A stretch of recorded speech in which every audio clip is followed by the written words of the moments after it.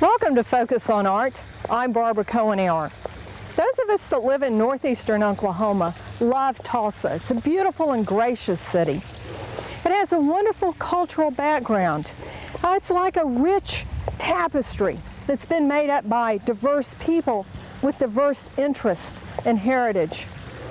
Into that tapestry are sewn two world-class museums, a number of smaller museums that have very specific focus, and grand examples of 20th century architecture. This segment of Focus on Art is one in a special series titled Tulsa Treasures. Stay tuned.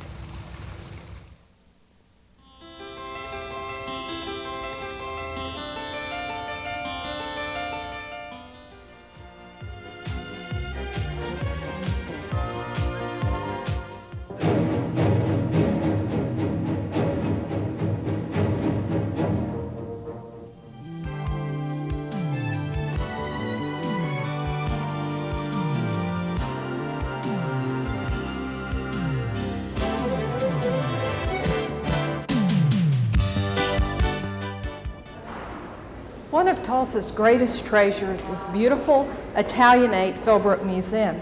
And premier among the collections here are the Italian paintings of 1300 through about 1800. Today we're going to be talking about the Italian paintings with my guest, Richard Townsend. Richard, welcome back to Focus on Art. Thank you, Barbara. It's a pleasure.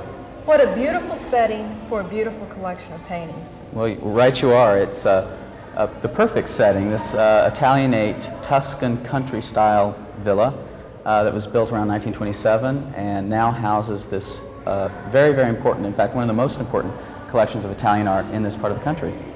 Well, it is just spectacular, and the fact that you can cover such a wide range of styles and times is just amazing. I sometimes don't think that those of us in Tulsa truly appreciate all the fine things we have, and certainly this is one of our finest treasures. Well, again, you're right, and I'd like to show you how we do that, how we are able to tell the story of Italian art from, as you say, about 1350 to up to the 18th century. Okay. In this room, we begin with the earliest paintings, and they are arranged in a chronological order and according to which part of Italy they were painted in. Is that right? Exactly. We start the story of Italian art in this first gallery of Tuscan paintings. Okay. And on the first wall we have paintings from Siena, and then on the other wall, the opposite wall, we have paintings from Florence. And from these first two centers of art in Tuscany, we have the development of the two major schools. And we will start with Florence, I think.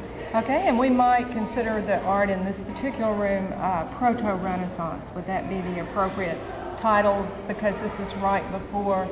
That's right. The 15th century. Proto-Renaissance, early Renaissance, depending on the terms you use, but the early Renaissance we consider occurring around 1425, and we have some pictures from Florence at that crucial break. And earlier paintings prior to that, beginning with the two great figures of the Tuscan Renaissance, that is Duccio and Giotto, Duccio in Siena and Giotto in Florence. They really start the ball rolling, so to speak, and with their innovations around the year 1300, 1310. Okay. And yet, you're absolutely right, art still remains very much linked to the late medieval world. But the glimmerings of the Renaissance are to be seen here, and because of Giotto and Duccio's innovations. Now I'd like to start the story with Giotto himself. Okay, let's start there. Giotto, the founder of the Florentine school, was painting his famous Arena Chapel frescoes in 1305. And to give us sort of time frame here, but while we don't have a painting by the master himself, we do have this wonderful panel, the Coronation of the Virgin, by a follower of Orcagna. And so to give you a sort of idea, Orcagna studied with Bernardo Daddi, who studied with Giotto. Okay. So we sort of have the third generation represented here, or someone working in the workshop of the third generation. All right. And a very fine example, though it is, because even though it's thrice removed from Giotto himself, it shows very much so the innovations that Giotto introduced into painting. I mean, as Giorgio Vasari, the 16th century biographer of many of the early artists and then the contemporary artists of his day, Yes. wrote, I mean, Giotto changed the course of the history of art. And of course, he was prejudiced because Giotto was Florentine too, or near Florence, and Vasari was Florentine. And so, of course, Giotto would be seen that way, or he'd write about him that way. Absolutely. But we certainly, I think, still acknowledge that fact today, and it's particularly due to his influence, his great importance to art is largely due to one crucial aspect, and that is, if you look very closely here, the saints that surround the Virgin being crowned by Christ, you see how they're individualized.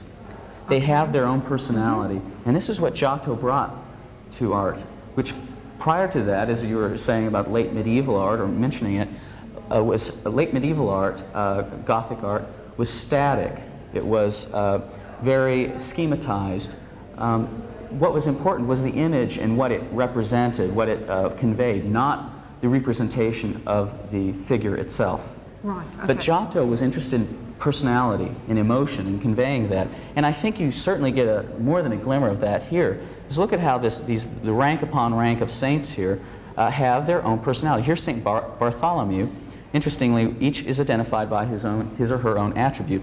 And Bartholomew was martyred for the Christian faith by being skinned alive. So he's holding the knife with which he was skinned. Ooh, okay. Sort of gruesome here.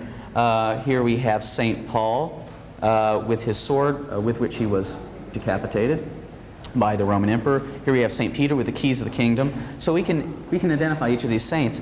And even more so, we can get a sense of the particular person. Here, St. Bartholomew, a younger man. Here next to him is St. Anthony Abbot, who is typically presented as an older man. He is an abbot, a church, a leader of a monastery, so he has a cane, he's sort of wizened. And also, I think you get a sense here too, underneath the draperies, particularly in this wonderful female saint here, you get a sense of volume, and that's also what Giotto introduces to art. No longer the flat bodies as in an icon, and we'll look at an example in a moment that shows the sort of the flattened and non-volumetric type of body. But here, look how her leg here sort of juts out. You can see underneath the drapery there really is a leg. The light hits it, so the artist here paints it in a lighter orange, and then the darker folds allow that part of the body or drapery to recede. So you've got a feeling of volume and of mass and of weight and of personality, and this is the all-important innovation that Giotto brings and passes on to Dadi, who passes it on to Orcagna here, and which we see now in this panel from his workshop. And you've just given us a wonderful, really, definition of Renaissance art. What separates Renaissance from what came before? Exactly. The personality, the drama, and then the searching for the three-dimensional image. At the same time, we're still, in this year, this is about 1380. This was painted about 1380, so a good 70 years after Giotto's most famous works. And we're still in the International Gothic or the late medieval stage, because you still have the gold ground here. You don't have any sense of space or background, or no time really represented. It's still heaven. It's still abstracted. And you still have these ranks. I mean, this is not very convincing perspective. The figures don't recede into space. They're just stacked. But there's about 50 years after this, about the year 1425 or so, there's an important figure who comes to Florence and works, and his name's Gentile da Fabriano. We just so happen to have a painting by him. All right, let's take a look at that. This painting by Gentile da Fabriano is still exemplary of that late medieval. We still have the gold background, but Gentile, and I included, he's an artist from Perugia originally, and he travels all over Italy, but I include him in our Tuscan gallery here because he comes to Florence in the 1420s and is one of those who helps change. He's in the second wave, so to speak, as Vasari ranked them. Giotto was the first great light, and then the second group of innovators included Gentile da Fabriano. And so this is right at the cusp, right when he's about to change, and he changes with his great altarpiece, the Strozzi altarpiece, which is in the Uffizi Gallery in Florence, the Adoration of the Magi, and there he introduces concepts of lighting, of landscape, the depiction of landscape, and placing the figures convincingly in a landscape, and an altogether more convincing and real representation of man and nature and their relationship. No longer, you know, the gold ground and heavenly glory and sort of schematized compositions that typify proto-Renaissance or late medieval art. Okay, all right. But this is right before that change, but he still, since he has this crucial place in Florentine painting, I place him here. And I think, nevertheless, for still all of its fairly conservative, harkening back to earlier art, it's still has, once again, these glimmerings, as we're talking about, we're about to break through, and particularly, I think, in this graceful Madonna and Child being accompanied by two angels. This graceful face, the gentle sort of attitude she takes with the Christ child here. Gentile is an exquisite painter. His paintings have these jewel-like colors and fineness of detail, and you can see how the hair of the Madonna is picked out so beautifully, and her face is so pretty, but also, not only is it pretty and sweet and all these sort of things, but also the Christ child has it, if you look closely, has a monumentality. It's almost statuesque. I mean, I think you'll agree with me. And he holds his right hand in benediction. And in a sense, and especially with that drapery, that swaddling cloth, that almost takes on the appearance of a toga or a classical classical costume. And I think there too, it's about this time that antiquity is rediscovered, that the humanistic concerns, the man-centered concerns of Plato and Aristotle come into play, the wealth of knowledge of the ancient world that has been stored in the monastery, kept in the monasteries for centuries through the Middle Ages, is now resurfacing, and people are taking an interest in the ancient philosophers, and now also are being excavated and being discovered the remains of ancient Greece and Rome, and of course particularly of Rome. And there is now this interest in the ancient world, and it starts to evince itself. Artists start looking at it's the rediscovery of man and the human figure, and no more are the heavily, we'll see slowly disappearing the heavily draped figures, an interest in the nude, and the nude as seen through, as filtered through the classical past. And I think you get a sense of that, just an inkling of that in this very classicizing and monumental figure of the Christ child. Well, I think that when we talk about the idea of Tulsa treasures, this painting is truly a treasure because it is right there on the point that we change from the old to the new. Right. Perfect, Richard. There's one more important figure that we can cover in the Florentine Renaissance who, with Gentile, was in this second wave of innovators that we should look at, or at least talk about. His name, of course, Masaccio. And we have a painting by a colleague of his here in the collection. All right, and that's down at this end. Very briefly, in this painting by Andrea de Giusto, we see some of the further innovations that Masaccio, the second great leader in a Florentine painting, brought into play. And Andrea de Giusto worked together with Masaccio on a series of church decorations in the later 1420s, and of course it was in the 1420s that Masaccio was painting the great Brancacci Chapel frescoes. Okay. But here you see, I mean, and what Masaccio was interested in light, again in volume, and in the things that Jotto was. He just brought them on a step further, that is from Jotto. And here we see, in these two saints, Jerome here and Francis here, these distinct characterizations. You also see here the movement. Look at the angels that revolve around the Virgin here who's being assumed up into heaven, or ascending rather, up into heaven. And you see the angels moving in a circle. You have a sense of movement and of circular motion here as they revolve around the Virgin. So it's with this painting that we can talk about Masaccio and then the true beginnings of the early Renaissance. All right, that movement is certainly an important aspect there. We have to return to Siena just to cover the great founder of the Sienese school, though. Okay. I just briefly alluded to it, and we can talk about it here in this panel by a follower of Pietro and Ambrogio Lorenzetti, these two brothers that worked in Siena mid-century, mid-14th century, about 1350 or so. They died in the Black Plague.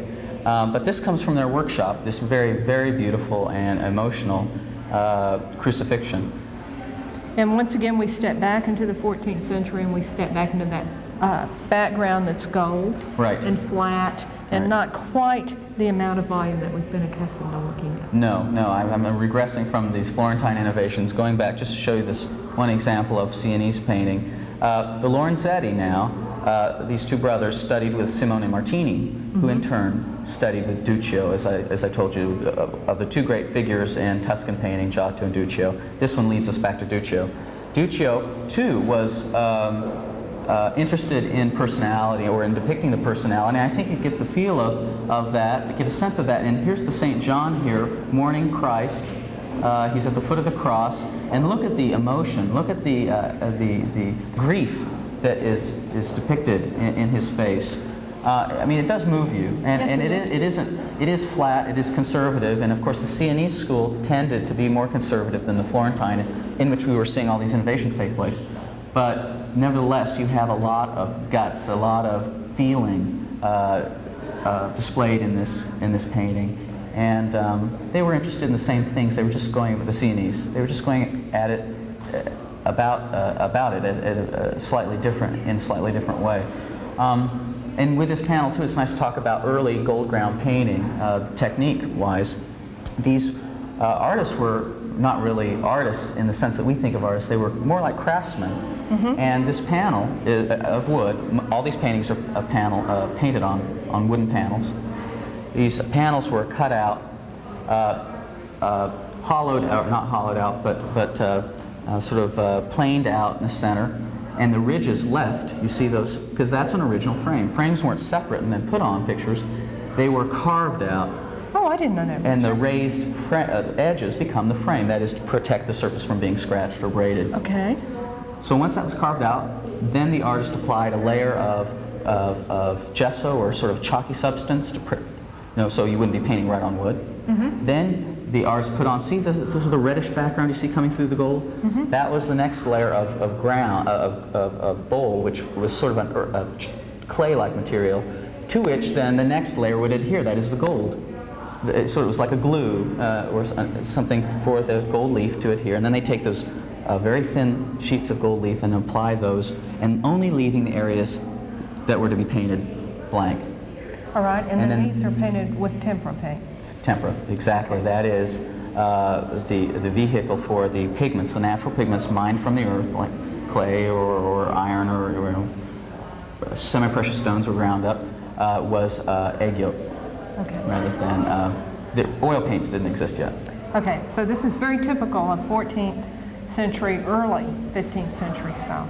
It's a perfect example of it, yes. Okay, so if we leave the Sienese here and we go into the next gallery, then we move into what we might think of as really full-blown Renaissance paintings of the 15th century. That's right, 15th and early 16th century, but we're going to a different city now. We're going to Venice. We're going north. Okay. In this brilliant little portrait by Giovanni Bellini, we see, in a sense, the origins of the Venetian Renaissance. We talked about the origins of the Renaissance in the first gallery, and with this we can start to chart the course of Venetian painting we have represented in the 9 paintings in this gallery of Venetian art. Giovanni Bellini is the father of Venetian Renaissance painting, and in fact he came from a whole family of artists. His father, Jacopo, taught him, and Bellini also studied with Andrea Mantegna in Padua, came back to Venice, and by the time he was painting this little portrait in about 1475, possibly into the 80s, he had already established himself as the greatest painter in Venice. And in fact, Bellini, coming from this family of artists, his brother Gentile, by the way, I should also mention, was a painter. And in fact, Gentile taught one of the great 16th century painters of Venice, Vittorio Carpaccio, by whom we're very, very fortunate to have a whole series of altar panels that you see here on the opposite wall. So you can think of the Bellini family and then see the results of their teaching several generations of artists. Of course, that's a wonderful collection of altar panels. I just can't say how impressed I am by these Tulsa treasures. Well, these are, not many museums have 4 panels from the same altarpiece by Carpaccio. He's one of the important figures. But to return to Bellini and his great achievements, Bellini then, Gentile, taught Carpaccio, as I said, his brother, but Giovanni taught Titian. So he was responsible for producing, or in part responsible for producing, one of the greatest artists the world has ever seen. This little portrait, and we'll talk about Titian in a moment, as reflected in another painting in our collection, another portrait. But this little portrait is one of the rare examples left to us of a tradition in Venetian painting of miniature portraits, or as they were called, ritratti piccoli, little portraits. And Bellini here takes the latest innovation of the three-quarter view, three-quarter pose of the sitter, and in other words, instead of a profile like you'd see on a coin or something, he turns towards us, he starts to engage us, and then look how he looks out at us and sort of draws us in.